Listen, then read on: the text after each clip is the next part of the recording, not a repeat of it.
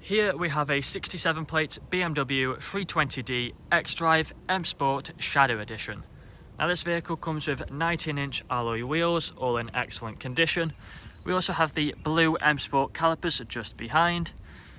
Coming around to the front, you'll see the Glacier silver metallic paintwork, along with the LED headlights, the two kidney grills, and the M Performance kit, which includes the front splitter. Coming around to the passenger side, you'll find the second alloy wheel, along with the black door mirrors, colour-coded door handles, black trim around the windows, privacy glass for the rear passengers. Up top we have the sunroof, along with the shark fin antennae. We also have the third alloy wheel just down there. Here is the M Performance spoiler just there. How nice does that look? Coming around to the rear, you'll find we have the front and rear parking sensors with a visual display inside. We also have the XDRIVE badging just there, along with the dual pipe exhaust just there. And this vehicle is free from any major marks, dents or scratches. So let's come around to the fourth and final alloy wheel just there. Taking a look inside, you'll find a full leather interior with contrasting white stitching.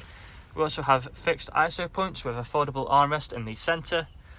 Over down here we have the separate vents along with a 12-volt connectivity for the rear. We have a brushed metal handle, electric windows and the premium Harman Kardon sound system.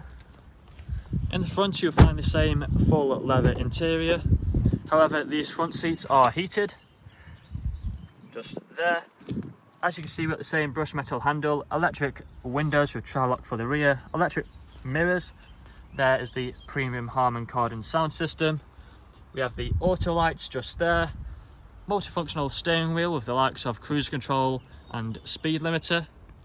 We also have the main infotainment screen just in the centre, which has the likes of sat-nav, media, radio and much more.